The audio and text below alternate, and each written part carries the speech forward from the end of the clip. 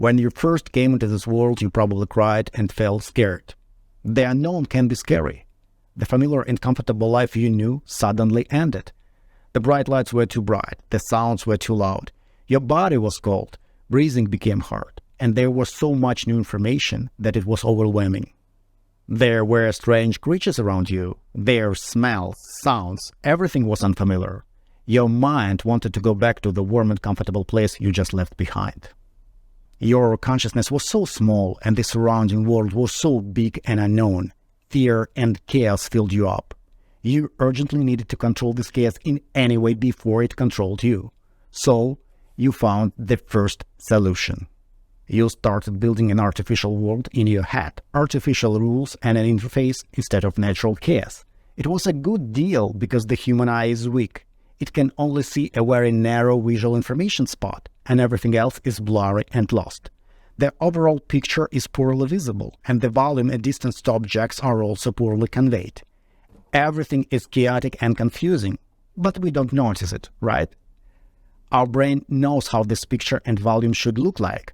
Therefore, we see not what it really is, but what our brain interprets it to be. In fact, we draw reality. It turns out quite well, a 3D picture without seams and jumps. Chaos takes on artificial traits of order. But this is not an advantage of your sensory system. It's an advantage of your consciousness. It is not reality, but an assumption about it.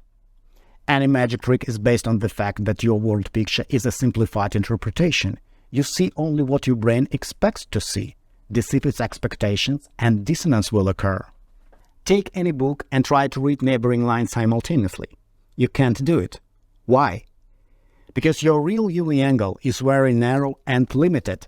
It is not enough to see the neighboring lines. Your interface can create an illusion of a book because it's a familiar object, but the interface cannot create an illusion of the book's content because it is not familiar with it. We all have illusions about things, both material and immaterial, in our minds. These are simplified images in our heads of objects like books, cars, buildings, people, money, war, and life. We don't need an expensive reality when we can replace it with cheap sketches. But what if you see a contradiction? What if the picture in your head doesn't match reality? Your luck was just chance, your God is actually a devil, and your freedom was just a prison sentence. What if people and processes don't behave the way they should according to your worldview? This can destroy your interface and bring back all the horror and uncertainty that was there from the beginning. Something needs to be done about it. And then you found the second solution, confirmation bias. You usually don't notice anything that contradicts your artificial view of the world. Anything that confirms your worldview will be taken into account. If I lived in the 16th century and believed that the earth was flat, it would be very difficult to convince me otherwise. Not because it's hard to prove, but because rewriting the program interface is much more expensive than just filling it with content. In fact, having an artificial interface has given you the ability to work with such a large volume of information.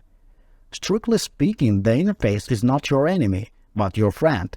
It reduces your fear of this reality and gives you an illusion of understanding to move forward. But then the next problem arises. The further you go, the more information you have, and the harder it is for your brain to process it. If you do nothing, at some point your overloaded brain will break. And then you found the third solution, regular forgetting of information. If you regularly clean up your disk space, it will never run out. It's a great scheme. Try to remember how you locked the door of your apartment or who you were standing with at the traffic lights yesterday afternoon. Try to remember the room number of the hotel you stayed in a month ago. You forgot because it's irrelevant information. It's not profitable to remember everything. Use it or lose it. A very convenient system for clearing space. Everything unimportant goes to the trash, and everything else is put into suspended status. Either it will soon become unimportant, hello trash, or it will become important and be saved. The process of clearing space never stops, day or night. Even something important today, a hotel room number, can become unimportant tomorrow. In other words, the longer you don't use information, the less valuable it becomes and is forgotten. However, if you forget your wife's name because you've been calling her my sweetie for the past couple of years, you may have problems. I think it would be difficult to explain to your wife that her name is irrelevant information. And here we encounter another fundamental problem of the brain. You need to distinguish between important and unimportant information, and frequency of use as a criterion doesn't always work well. And then you found the first solution, age plasticity. What enters the brain in childhood is remembered better than what enters the brain in old age. It's like clay used to make a jug. While it's young and soft, you can mold it into anything you want. But after being processed by temperature and time, the clay becomes as hard as stone, making it difficult to change. A great characteristic of the system: high plasticity at the beginning, low plasticity at the end. You wouldn't like it if the clay jug changed its shape in your hands. Imagine a stone wall. We know nothing about its purpose and thickness. How do we determine which part of the wall is more important and which is less? The part of the wall that was laid earlier is more important than the part laid later, because what came earlier is the foundation for what came later.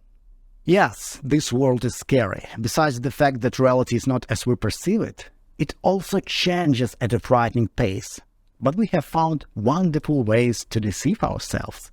First, we build an artificial world in our heads. Then we ignore anything that contradicts it and forget the rest. It's damn difficult to convince us otherwise. Okay, what do I do with this information now? In essence, you can do whatever you want with yourself now.